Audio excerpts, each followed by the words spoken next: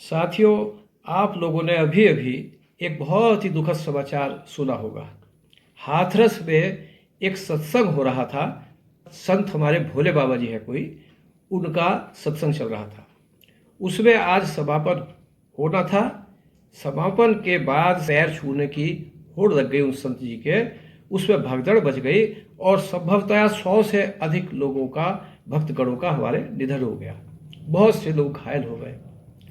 आप समझ सकते हैं कितना दुखद हादसा है।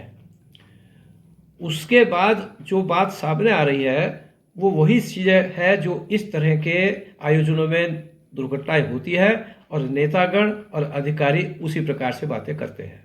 जैसे कि जो भक्तगण जिनका निधन हुआ उनको 2 लाख का मुआवजा दे दिया जाएगा, जो घायल है उन्हें 50,000 का मुआवजा दे दिया जाएगा, जो ये है आपका जो आयोजक है उनके खिलाफ कार्रवाई की जाएगी, जो सत्संग कर रहे थे उनके खिलाफ कुछ कार्रवाई की जाएगी। ये सारी चीज़ें जो है सामने आ रही हैं और वही सारी बातें होती है और फिर इस प्रकार से हादसे होते हैं। तो मेरा मन बहुत दुखित हुआ। बहुत ही अफसोस की बात है कि इस प्रकार से हादसे जो है वो नहीं रुक रहे हैं। और क्यों नहीं रुक रहे हैं, क्या होना चाहिए, ये मेरे मन में कुछ बातें हैं जो मैं आपके समक्ष रखना चाहता हूँ। सबसे पहली बात जो मुझे कहनी है आप लोगों से, आप इस पर विचार करें कि जो सत्संग कर रहे थे भोले बाबा जी, मैं उन्हें नहीं जानता, लेकिन अभी जो परिचय उनका मिला है समाचारों के माध्यम से, वो ये मिला है कि वो पहले पुलिस में सर्विस करते थे। कुछ सालों की सर्विस के बाद उनको ऐसी प्रेरणा आई कि इस सर्विस में संभवतः कुछ नहीं रखा है और भगवान के प्रति उनकी आस्था और निष्ठा जो है वो हो गई।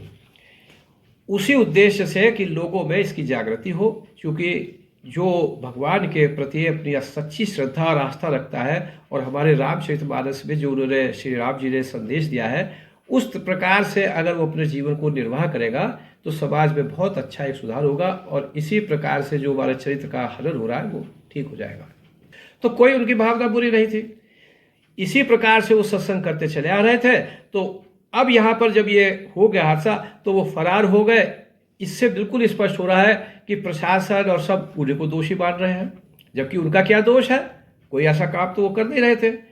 फिर दूसरा क्या है कि जो आयोजक है उनके पीछे लग रहा है प्रशासन। ऐसा लगता है कि जैसा आयोजक जो है उनकी सारी गलती हो, क्योंकि ये बातें सामने आ रही है जो मैं सुन रहा हूँ समाचारों के माध्यम से कि सभी कह रहे हैं। अफसोस की बात है कि सब नेता और जो वहाँ पर प्रशासन या जो है वो तो कह ही रहे हैं, कुछ धार्मिक गुरु हमारे वो भी बात कह रहे हैं।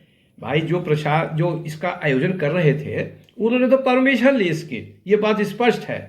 परमिशन 1 लाख भक्तगणों की दी, आ गए 4-5 लाख, काफी संख्या में आ गए। अब आयोजकों को तो नहीं पता होता ना, उन्होंने तो अच्छी भावना से अपने शहर में अच्छा जो है वातावरण होगा, लोगों का क्षेत्र निर्माण होगा, अच्छी बात सुनने को मिलेगी, उन्होंने आयोजन किया। और डीएम साहब की अभी मैंने बातचीत सुनी, उन्होंने स्पष्ट रूप से ये बात कही कि भाई सुरक्षा की विधि व्यवस्था की जिम्मेदारी प्रशासन की थी और प्रशासन से बाकायदा जो नियम है विधि अनुसार परमिशन लेके इस आयोजन की वो आयोजन कर रहे थे। बस बात इतनी है कि 1 लाख की जगह काफी तादाद में, काफी संख्या में हमारे भक्तगण आ गए। तो अब यहां पर मेरा कहना यह है कि जो मैं देख रहा हूं, सुन रहा हूं कि प्रशासन इसकी जांच करेगा।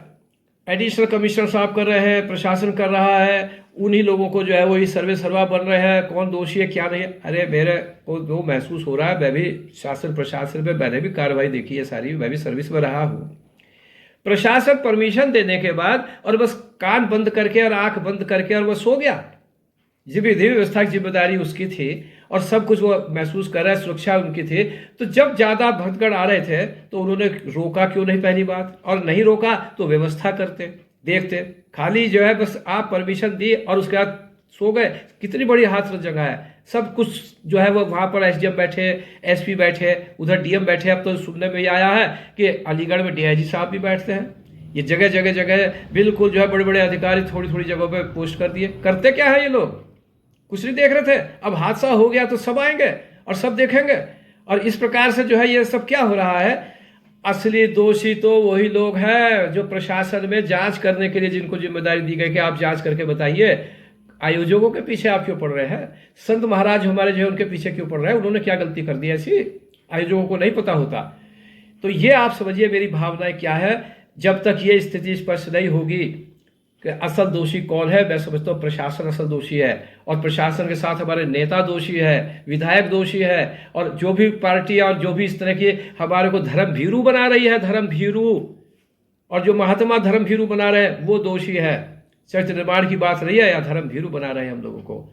और फिर सबसे बड़े दोषी तो अब ये भी आ गया है स्पष्ट रूप से कि आप हमारे जो भक्तगण हैं, उनके जो संत जो आयोजन करते हैं, जरा आप उनको उसमें हस्तक्षेप करके तो दिखा दे, कोई बड़ा अधिकारी कैसे भी कोई हस्तक्षेप करके दिखा दे। जैसे यहाँ पर अगर 1 लाख लोगों की स्वीकृति थी और काफ़ी संख्या में हमारे भक्तगण आ रहे थे, तो अधिकारियों की हिम्मत नहीं है कि उनको रोक दे या कुछ कर दे, सस्पेंड हो जाएंगे वो।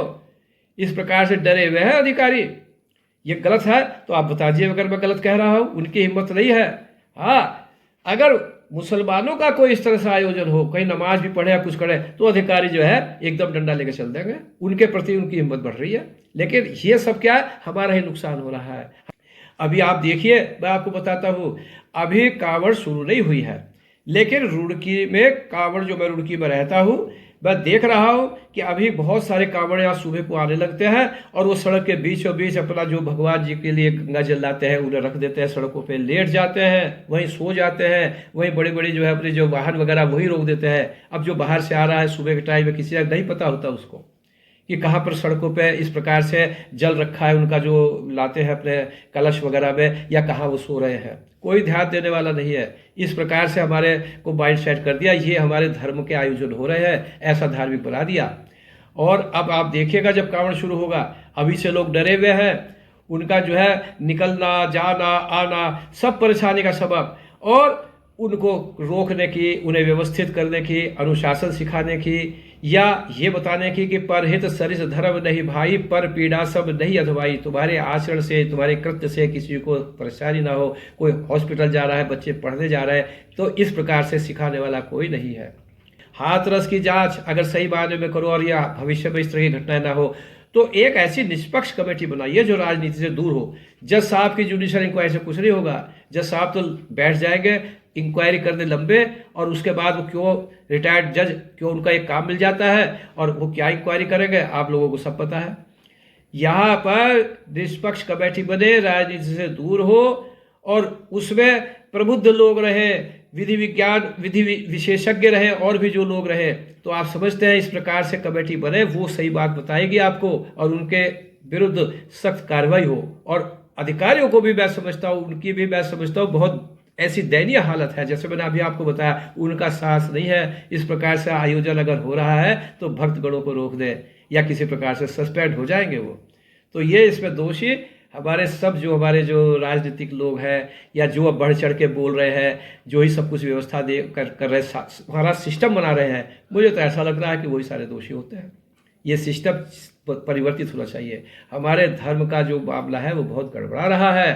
मंदिरों में हम देख रहे हैं, रुड़की में ही आप देख लीजिए जरा, कितने मंदिर कहाँ बनते जा रहे हैं। अभी नहर के किनारे में देख रहा हूँ, बहुत दिनों से कोई प्रयास कर रहे थे महात्मा जी, कभी भगवान जी के लिए वो रख देते, जैसे हमारे शिलाशी रख देते हैं, फिर वो हटा लेते थे। अब बड़ा भव्य सा मंदिर बन गया, और कोई बताने वाला नहीं कि अनाधिकृत मंदिर है या क्या है और किस तरह के मंदिर हैं। अरे भाई, मंदिरों में जो है वो राजनीतिक लोग चले गए, अधिकारी जो है वो मंदिरों का प्रबंधन कर रहे हैं, राजनीतिक लोग उनसे मिलकर प्रबंधन कर रहे हैं। वहाँ राजनीतिक और इस तरह की गतिविधियां हो रही हैं संगठनों की, बहुत से संगठनों की। आप रुड़की में जाइए, पता करिए।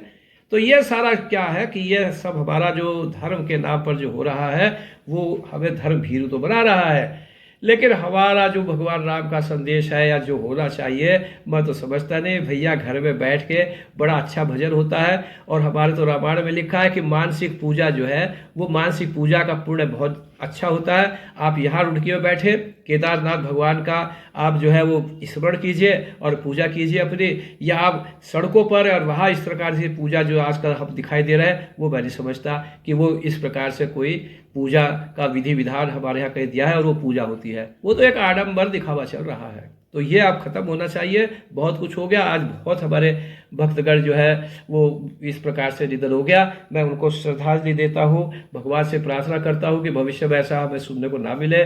जो घायल है वो जल्दी से शीघ्र स्वस्थ हो जाए, उनको जो है जो इस प्रकार से परिवारों को परेशानी जो दुख हुआ है भगवान उनके प्रति आशीर्वाद दे, उनको दुख सहने की शक्ति प्रदान करे। यही मेरा आज का मकसद है। बहुत दिल दुखी था। अब आपको जो अच्छा लगता है आप भी कहिए। अगर मेरा वीडियो समझ में आता है तो इस बात को लगाइए कि ताकि ये जो सिचुएशन है वो चेंज हो। जय हिंद, जय भारत।